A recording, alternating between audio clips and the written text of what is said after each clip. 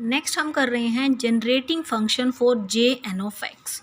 और आपको पूछ ले कोई कि find the generating function for J N of X, और to prove that E raise to power X by two T minus one by T can be written summation N minus infinity to infinity J N of X into T raise to power N. तो आपको ये भी prove करने के लिए आ सकता है, या आपको ये भी आ सकता है कि drive the generating function for J N of X. So आपने पहले यहाँ से कंसीडर करना है X by two into T minus one by T है। आप एक्स बाई टू को एक बार टी के साथ मल्टीप्लाई करेंगे, एक बार वन बाई टी के साथ करेंगे।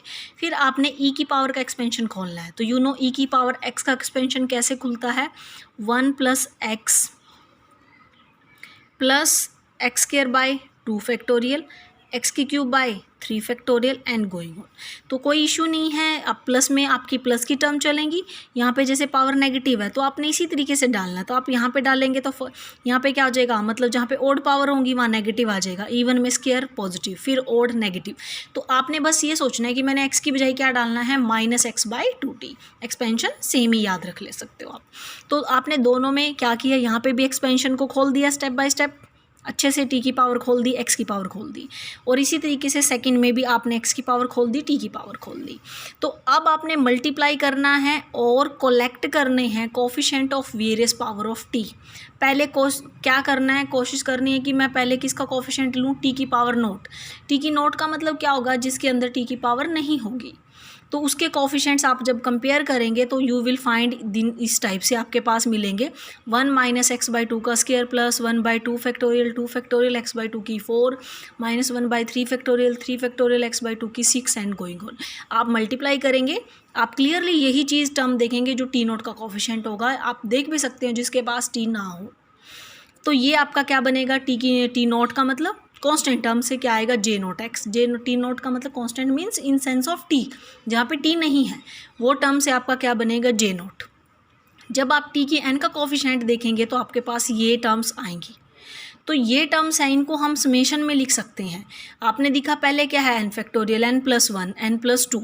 तो आप इसको क्या लिख सकते हैं, समेशन आर जीरो से infinity minus one raise to power R dividing by R factorial one over N plus R factorial X by two raise to power N plus two R. और जब अगर मैं इसको एन प्लस आर का factorial है तो N plus R plus one gamma किसके बराबर होगा, एन प्लस आर फैक्टोरियल। क्यों, क्योंकि हमें पता है एन प्लस वन, ये सोचो आपका एन है, गामा एन प्लस वन किसके बराबर होता है, एन फैक्टोरियल, तो उससे कम हो जाएगा। तो इसको बैक हमने डाला in term of gamma factorial को। तो ये आपका क्या बन गया, जे एन ऑफ एक्स। तो ये किसका कोफिशिएंट था, T raise to power N का। अब टी की बजाय आपने देखा कि सेकेंड टर्म में वन बाई टी था, तो कहीं ना कहीं आपके पास वन बाई टी की फॉर्म में था, तो वन बाई टी की एन का कोफिशिएंट भी आएगा। तो जब वन बाई टी की एन का कोफिशिएंट आप ओपन करेंगे देखेंगे तो वो आपका इसी तरीके से क्या बन जाएगा, माइनस वन की N J N of X, that is J minus N of X बन जाएगा।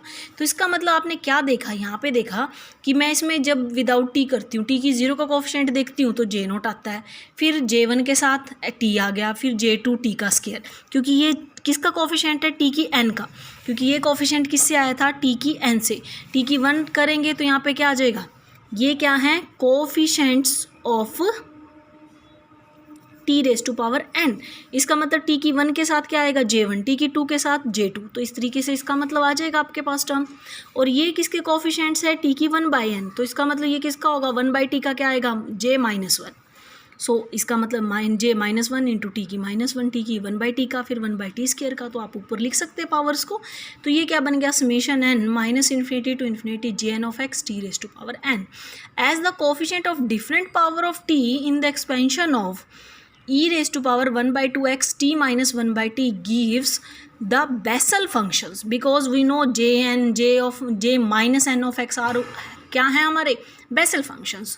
तो डिफरेंट ऑर्डर के बेसल फंक्शन देता है, तो इसीलिए इसको हम क्या बोलते हैं, generating function for Bessel functions. तो ये बेसल फंक्शंस का जनरेटिंग फंक्शन है, मतलब ये फंक्शन जो e की power x by two into T minus one by two T है, वन बाई टी है, ये मेरे सारे ही बेसल फंक्शन देता है, डिफरेंट ऑर्डर के जे नोट देता है, जे वन देता है। तो इसका मतलब ये हमारा जनरेटिंग है। अब नेक्स्ट हमारे पास है, हमने क्या करना है, रिप्रेजेंट करना है of J N X in integral. तो कोई आप पूछे कि जैसे आपने इसको जनरेटिंग फंक्शन बताया, अब हम जे एन एक्स को किसकी फॉर्म में लिखेंगे, इन फॉर्म ऑफ इंटीग्रल।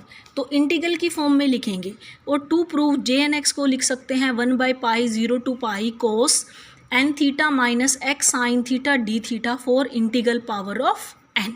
तो ये रिजल्ट आपको पूछ भी सकते हैं, या आप बोल सकते हैं कि रिप्रेजेंट करो जी एन एक्स को इन टर्म ऑफ इंटीग्रल्स।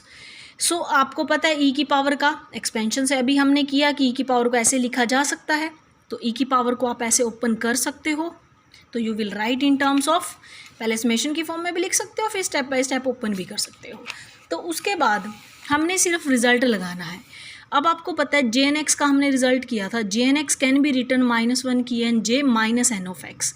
इसका मतलब J minus N of X की वैल्यू क्या हो जाएगी, -1 की एन कोई सही टर्न कर दे, तो इसको आपने यूज़ कर लेना है। तो जहाँ पे भी जे -1 है, जे -2 है, उन सबको किसकी टर्म में लिखेंगे हम, जे की प्लस की पावर की। कहने का मतलब जहाँ पे भी जैसे जे -1 है, मैं आपको एक के लिए बता देती हूँ, जैसे जे -1 ऑफ एक्स, इसका मतलब उसको -1 J1 ऑफ एक्स लिख सकते हैं। -1 की क्या हो गया 1, J1 ऑफ एक्स लिख सकते हैं। तो इसका मतलब आपने, इसने क्या किया, जे की जो -1 -2 है उनको किसकी टर्म में लिख लिया, JN की फॉर्म में लिख लिया। So that J0 t -1/t J1 हो गया, t² + 1/t² J2 हो गया। तो इस तरीके से टर्म्स आ गए। अब आपने ये डिमॉर्वे थ्योरम में भी पढ़ा है, तो आप t को क्या पुट करेंगे, cos theta plus iota sine theta. तो यू नो 1/t का मतलब क्या हो जाएगा, cos theta minus iota sine theta, because ये क्या है e की थीटा, और e की माइनस थीटा का मतलब क्या हो जाएगा 1/t, 1/e की theta that is 1/t। So 1/t की वैल्यू क्या हो जाएगी, सिर्फ आइटा वाले टर्म में नेगेटिव आ जाएगा। अब दोनों को जब आप सब्ट्रैक्ट करेंगे तो cos से cos आपका क्या हो जाएगा, कैंसिल। तो आपके पास किसकी वैल्यू आ जाएगी, t -1/t आ जाएगा 2 आइटा साइन थीटा। इसी तरीके से जैसे t क्या था, cos theta plus iota sine theta था, तो डिमॉर्वे थ्योरम क्या कहती है कि t e n करेंगे तो n कहाँ आ जाता है, एंगल के साथ, तो ये आ जाएगा। तो 1/t की n में सिर्फ नेगेटिव हो जाएगा, तो t की n + 1/n की वैल्यू निकालेंगे, प्लस करेंगे तो cos की टर्म्स में आएगा, डिफरेंस करेंगे तो साइन की टर्म्स में आएगा। तो आपने जहाँ जहाँ भी चाहिए उस टर्म में आप इनको cos और साइन की फॉर्म में वैल्यू दीजिए। तो अगर आप यूज़ करते हो 3, 4, 5 को इन 2 के अंदर, तो आपके पास वैल्यूज़ आपने पुट कर दी उनकी in terms of cos and sign.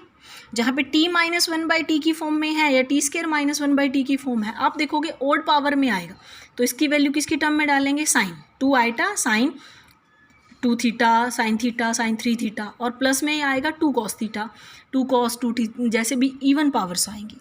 तो आप जब इसको यहाँ पे पुट करेंगे तो आप देखेंगे कि J0 x प्लस में 2 जो J cos थीटा वाली हैं वो इवन आएंगी, जैसे वही J2 J4 के साथ, और साइन थीटा वाली आएंगी ओड J1 J3 के साथ। अब अगर आप दोनों साइड से e की जैसे पावर है, e की पावर में आपके पास लेफ्ट में भी क्या था x/2 इंटू में क्या था t -1/t, और t -1/t की वैल्यू क्या बनी आपके पास 2 आइटा साइन थीटा। तो आप लेफ्ट में भी डालिए, और आपको पता ही कि आइटा थीटा के तरीके से 2 से 2 कैंसिल हो जाएगा, तो ये क्या बन जाएगा e की x, क्या बन गया e की x iota x sine theta. तो इसका मतलब e की थीटा के रूप में करो तो क्या बनेगा cos theta plus iota sine theta. Right में भी आपने ओपन किया, तो बस आपने रियल और इमेजिनरी पार्ट को कंपेयर करना है।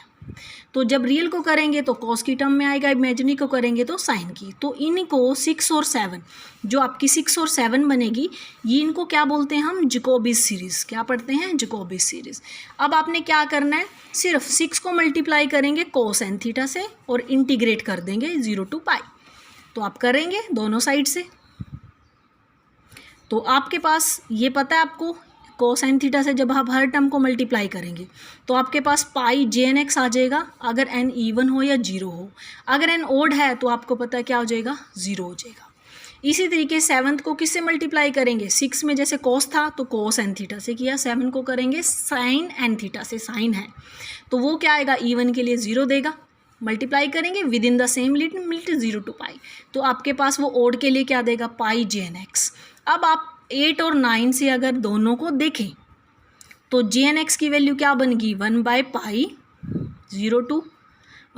0 to pi cos X sine cos N theta plus sine X sine theta sine N theta D theta. और ये क्या लिख सकते हैं cos A cos B plus sine A sine B that is cos A minus B. इसको A मान ले इसको बी मान ले तो that is cos A minus B for all integrals value of N. तो इसका मतलब 1/π 0 to pi cos N theta minus X sine theta सारा एंगल है ये D theta is integral representation of the J N X. So J N X can be written in this form. अब यहाँ इनको zero डालो तो you will find N को जब आप ज़ीरो डालोगे एक्स को तो यहाँ से ये टर्म खत्म तो ये क्या बन जाएगा आप किसको ज़ीरो डालेंगे एन को तो ये टर्म ज़ीरो हो जाएगी cos minus theta is same as cos theta. So आपके पास 0 to pi cos X sine theta D theta is pi J naught of X. ये कैसे जीरो बने हैं ये आप पहले भी पढ़ के आए हैं फोरियर के अंदर भी और आप यहाँ से भी देख सकते हैं क्योंकि हमने रिजल्ट पढ़े हैं सारे लैपलास के अंदर भी पढ़ते थे हम इनको। तो इस तरीके से आप इसको करेंगे।